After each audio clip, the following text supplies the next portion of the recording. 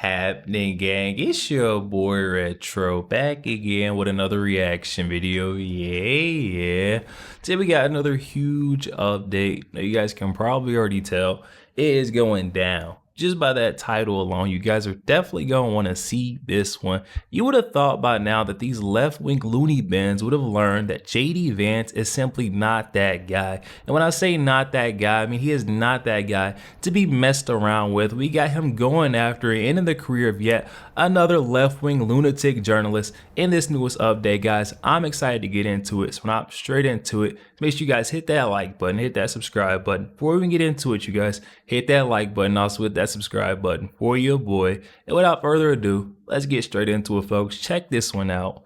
A disaster. And it's not because we don't have good people at FEMA, it's because bureaucratic red tape and garbage prevents the rapid deployment of resources to the people who need it most. But the states are now going to have to do this themselves? The president is trying to encourage us to reform the way that we deliver emergency response in a way that gets resources to the people who need it. So don't take him literally.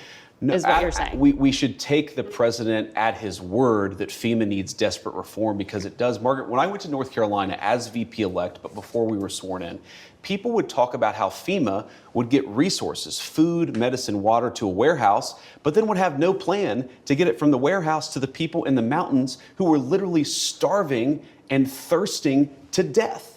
We can do so much better, and under Donald Trump's leadership, we will. But they work with the state and local officials. They often don't work well enough. And again, that's not because of the state and local officials? No, the FEMA management officials don't work well enough with the state and local officials to get resources to the people who need it.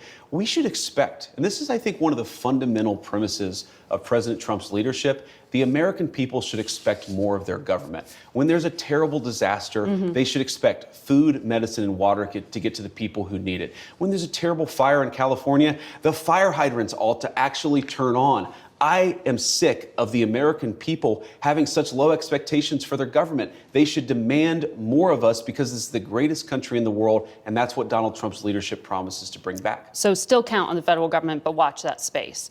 Let me ask you about another area that you campaigned on quite a lot, and there was a flurry of activity on, and that has to do with immigration. Sure.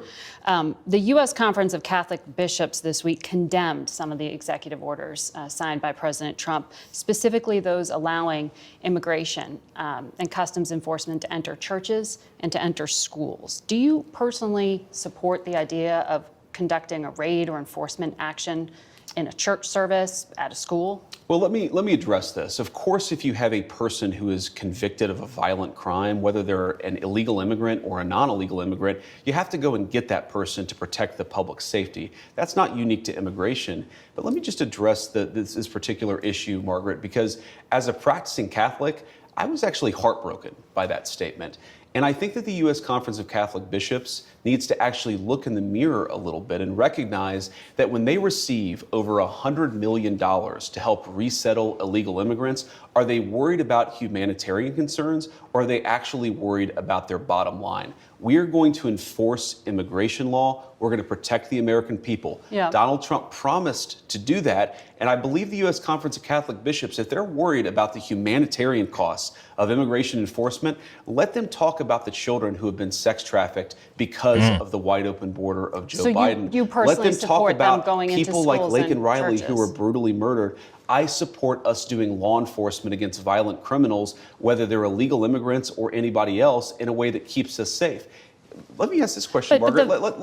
Come on now, y'all. You hear? That's Margaret Brennan, her CBS spit that she's trying to throw onto it. So you agree with or trying to bait JD Vance into saying he agrees with going into these churches and going into these schools. Guys, if you're here illegally or legally, you're committing these violent crimes, they should come and get you wherever you are. And that's just in my book. I don't care. And there's a system in place for it. And like JD said, you know, there's a price that's been paid, over 300,000 migrant children lost in the country. God knows what's going on, with them. And it's all due to our wide open borders. Or anybody else, in a way that keeps us safe. Let me ask this question, Margaret. Let's separate the immigration issue. If you had a violent murderer in a school, of course I want law enforcement to go and get that person out. Of course. So what's the point of the question? You changed the regulation this week. That's the point of the question. Exactly. Giving the authority Yes. to go into churches and Exactly. go into schools. We empowered law enforcement to enforce But the that law also everywhere has to protect a knock-on Americans. effect, a chilling effect, arguably, to people to not send their kids to school. I desperately hope it has a chilling In effect the on churches, illegal immigrants you think the coming U.S. into our Conference country. of Catholic Bishops are actively hiding criminals from I think the U.S. law Conference enforcement? of Catholic Bishops has frankly not been a good partner in common sense immigration enforcement that the American people voted for. And I hope, again, as a devout Catholic, that they'll do better. There are 5 legal challenges already to one of the other immigration actions, the order on birthright citizenship. A federal judge appointed by Ronald Reagan, I think you'd agree, has some conservative credentials, Sure. paused the order to end birthright citizenship, calling it blatantly unconstitutional. How do you reconcile this challenge to the 14th Amendment to the Constitution? So I obviously disagree with that judge, and these things, some of them will be litigated. That's the nature of our constitutional system. But here's the basic idea of President Trump's view on this. If you are a lawful permanent resident or a legal immigrant who plans to stay, your children, of course, should become American citizens. But let's say you're the child of an ambassador. You don't become... But that's not part of it. Well, that There's is already a carve-out an having to deal important with kids of principle. diplomats. But we're saying that that carve-out should apply to anybody who doesn't plan to stay here. If you come here on vacation and you have a baby in an American hospital, that baby doesn't become an American citizen. If you're an illegal alien and you come here temporarily, hopefully, your child does not become an American citizen by virtue of just having been born on American soil. It's a very basic principle in American immigration law that if you want to become an American citizen and you've done it the right way, and the American people and their collective wisdom have welcomed you into our national community, then you become a citizen. But temporary residents, people who come in here, whether legally or illegally, and don't plan to stay, their children shouldn't become American citizens. I don't know any country that does that or why we would be different. Come on now, the JD Vance outlining the important points. No anchor babies. If you come here with no intentions on staying, you come here illegally,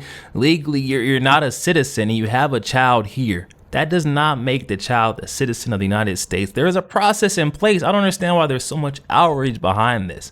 If there's a process in place, I could see if there was no way of gaining citizenship into the United States. But just think about it, guys. There is a procedure, a process in place where you can get in. You can wait your turn in line. You can get in here, have kids, and they become United States citizens. But these folks are skipping the line, and so for some reason, these loonies on the left are vouching and outcrying for them. It doesn't make sense to me.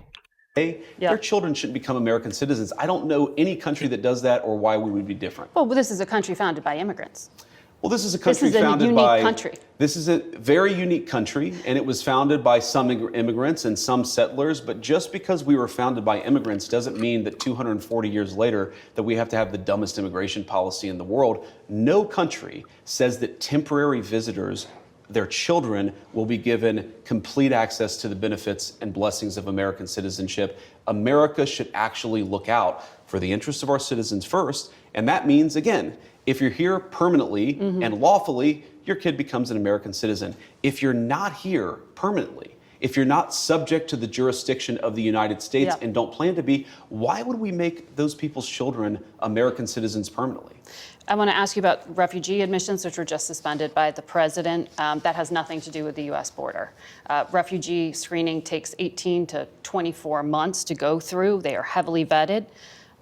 Left literally at the airport this week were thousands of Afghans, some of whom had worked with the United States government and were promised to come here. When you talked to us in August, you said, I don't think we should abandon anybody who's been properly vetted and helped us. Do you stand by that? Well, Margaret, I don't agree that all these immigrants or all these refugees have been properly vetted. In fact, we know that there are cases of people who allegedly were properly vetted and then were literally planning terrorist attacks on our country. That happened during the campaign, if you may remember. So clearly not all of these foreign nationals have been properly vetted. But there are 30,000 people in the pipeline, Afghan refugees. But my primary Do you stand by concern it? as the vice president, Margaret, is to look after the American people. And now that we know that we have... That's a fact. And that's why I'm glad we got JD, we got Donald Trump and them big seats, y'all, because we got true leaders, true leadership in the White. I mean, think about it. What we seen out in front of, Trump Tower with the explosives and things like that, JD Vance is exactly right. I don't know how vetted these folks have been, especially underneath the Biden administration. It's better be safe than sorry. I'm with JD Vance. I'm on board. As the vice president, Margaret, is to look after the American people. And now that we know that we have vetting problems with a lot of these refugee programs, we absolutely cannot unleash thousands of unvetted people into our country. These people are not vetted. good. These people are vetted. Just like the guy who planned a terrorist attack in Oklahoma a few months ago, he was allegedly properly vetted, and many people in the media and the Democratic Party said that he was properly vetted. Clearly he wasn't.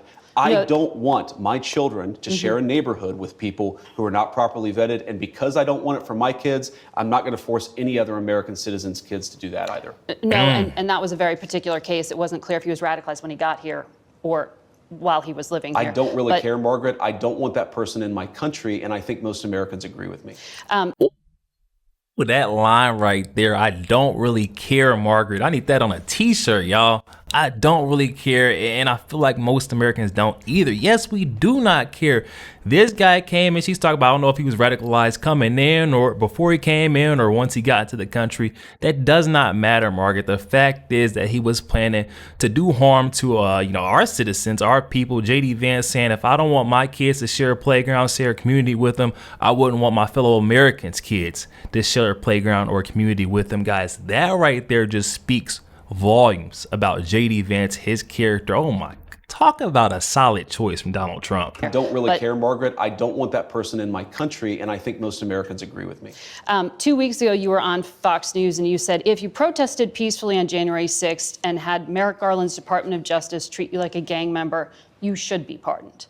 If you committed violence on that day, obviously you shouldn't be pardoned. Did you counsel the president against these blanket pardons for 1,500 people? Well, Margaret, I noticed, including those who committed violence. Margaret, I noticed that you cut off the thing that I said immediately after that. The full quote is that, of course, there are gray areas. And here's the nature of the gray area. Merrick Garland's Department of Justice denied constitutional protections in the prosecutions. There were double standards in how sentences were applied to the J6 protesters versus other groups. What the president said consistently on the campaign is that he was going to look at a case-by-case basis. This is blanket. And that's exactly what we did. We looked at 1,600 cases, and the thing that came out of it, Margaret, is that there was a massive denial of due process of liberty, and a lot of people were denied their constitutional rights. The president believes that. I believe that, and I think he made the right decision. Yo, there we have it, guys. JD Vance rocking yet another sit-down interview. I don't know what it was there, but that felt like an ad campaign for JD Vance 2028, guys. I don't know. It may have just been me, but this guy is showing us that, he's straightforward. No word salads. He's going to get to the point. I like that about JD Vance. He's for the people. Then on the other hand, we've got the left-wing media that's showing that they still just don't get it, guys. Definitely hop in the comment section. Let me know your thoughts. I also want to take this time to give a huge shout out and thanks to all the folks who made it this far in the video. It truly does help out, goes a long way and pushing the message out. So I really do appreciate you guys. I also want to give you guys an update on my life. I'm feeling tons better. It's 1,000% back to the old retro, so that's definitely good. I also want to give you guys an announcement. May start doing live videos on Fridays. Trying to get the time worked out, but hop in the comment section. Let me know if you guys would like to see me start doing weekly recaps on Friday nights. Also, make sure you guys hit that like button and hit that subscribe button. If you did enjoy more content like this, catch you guys on the next one. We got